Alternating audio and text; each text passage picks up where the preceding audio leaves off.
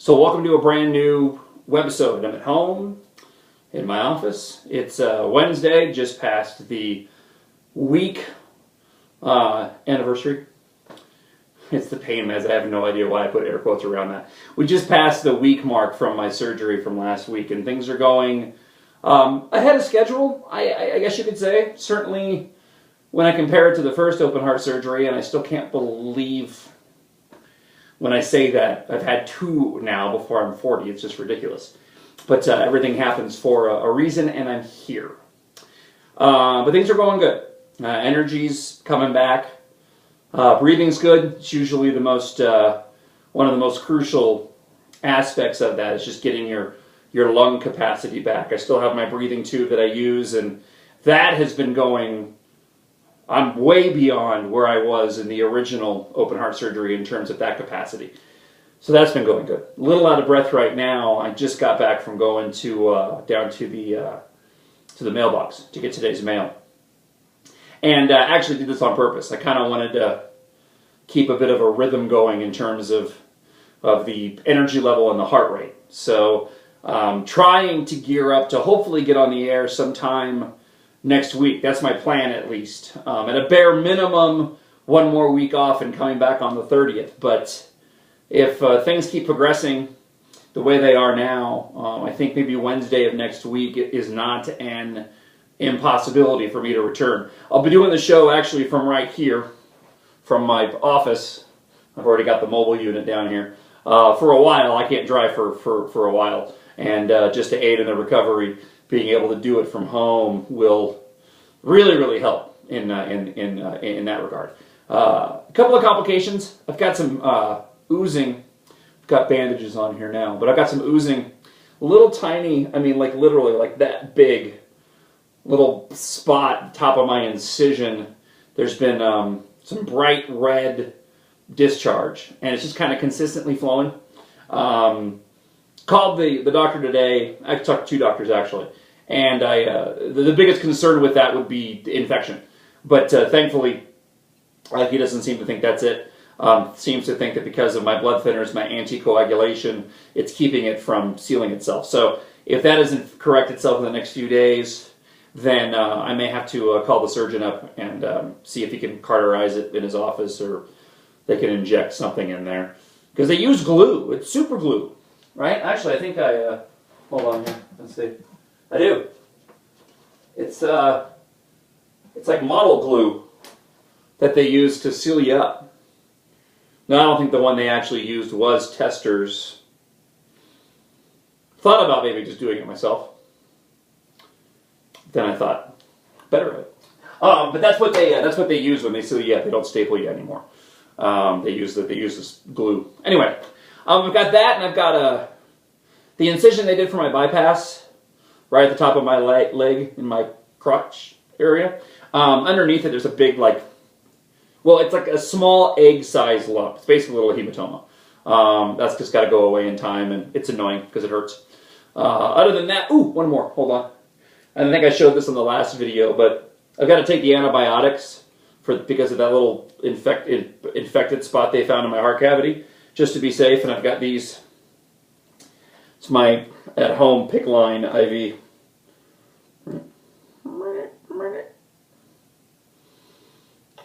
Blame the pain meds. So I got to give myself home injections. They just put the big syringe and you squeeze the goop in and it takes care of itself. Cool thing is I got this it's like a leg warmer. I got this 70s retro thing rocking on my arm to keep all my cables in place.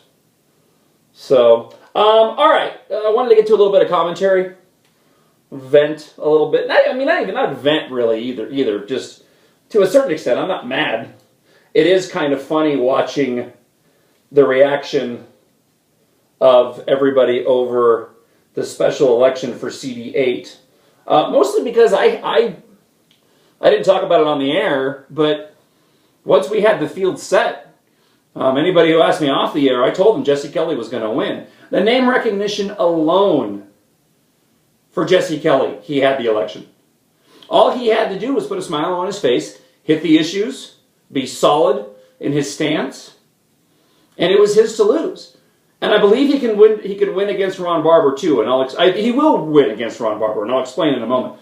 But initially, when we had our field set and Frank said he was going to run, I thought Frank's got this locked. Everybody loves Frank. Everybody loves Frank's aggressive attitude. Not true, for one. I was being a little naive on that.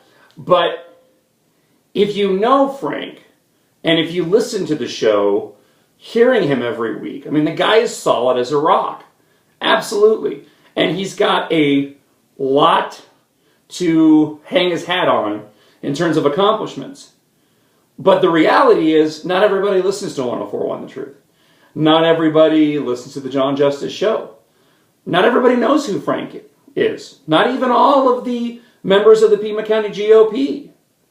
The narrative went after Frank, or the media created a narrative that went after Frank as him being aggressive and even arrogant. And there's a sense where Frank can't help that. He has a lot to be proud of. And there are people that are just going to take that as arrogance if they don't take the time to get to know Frank. And he took an aggressive tone in this special election. And again, I'm only focusing on CD8. I'll do commentary on CD2 down the road. But he took an aggressive tone in this CD8 special election.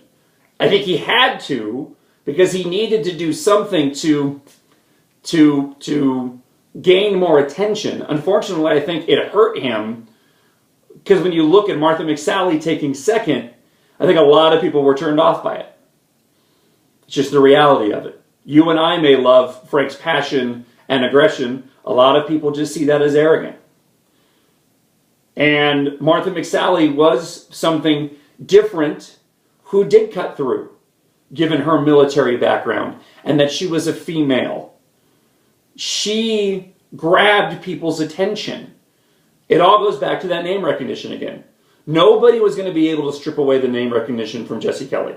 And his supporters, who almost propelled him to victory initially against Congresswoman Giffords, came right back to him. So now you have the other candidates who aren't going to be able to strip away those individuals from Jesse the first time, but perhaps can bring new people on board, but they've got to be able to cut through. And they were just pulling votes from each other. Nobody was pulling votes away from Jesse. And the polling numbers showed that from the get-go. Now, the reason why I didn't get into that on the air, because it wasn't fair, at least in my opinion. It's a special election. We've got 4 candidates. Had them all on the show as guests. Some of them, like Dave Sitton, hosted on 104.1 The Truth, even hosted my show. So is Frank. Has filled in on my show before. So it wasn't, in my opinion, appropriate for me to sit back and go, well, here's what's going to happen. No, we let it play out. I've always done this. I never endorse anybody. I mean, I'll endorse Jesse Kelly now because we're in the general. But I never endorse anybody prior to the elections. Everybody's got their fair shot and needs to be given their fair shake. And everybody needs to be able to make a decision on their own, not based off of the goofy talk show host. It's just my own personal thing. It's not like a policy or anything like that. But off the air, anybody who's asked me will tell you, I would have said Jesse Kelly was going to win, hands down. He's going to beat Barber too. Why? Because Barber is a weak candidate. Because the left isn't going to be able to use the civility argument against Jesse. It's just not there. Anybody who tries to bring up anything from the former or from the past election against Congresswoman Giffords, it's old news. And Jesse did what he had to do in the special election, keep a smile on his face, stand firm on the issues, be unwavering. He's going to beat Barber. Barber doesn't want this job. And it's going to be glaringly apparent when they get into a debate that he doesn't want this job. Jesse Kelly does.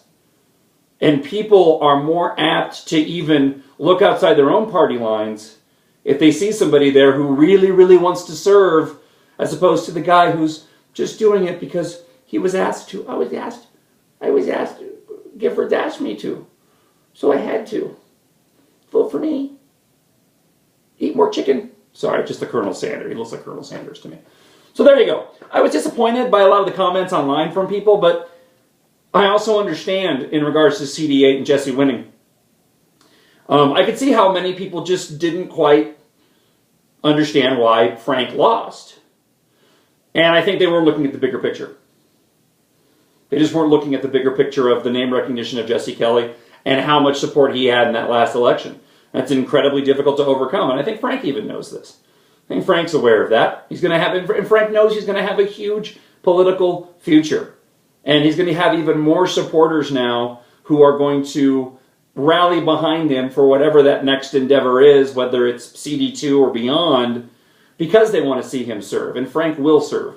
And he'll be a great elected official in whatever his next elected position is. And Jesse Kelly is going to be a great congressman. I firmly believe that. And down in the recesses of my heart, which is hopefully finally fixed. All right, I'm kind of sweaty, and I need to go sit down now because I'm kind of tired. So if you're wondering, wow, he's doing a webisode and he seems so lively, why doesn't he get back on the air? Because I just did 11 minutes and I'm tired. I'm not quite ready for 3 or 4 hours. So again, thanks for your continued support and comments and prayers. I appreciate it. Yeah, I'm getting better. I'm going to go rest. Thanks for watching. Bye.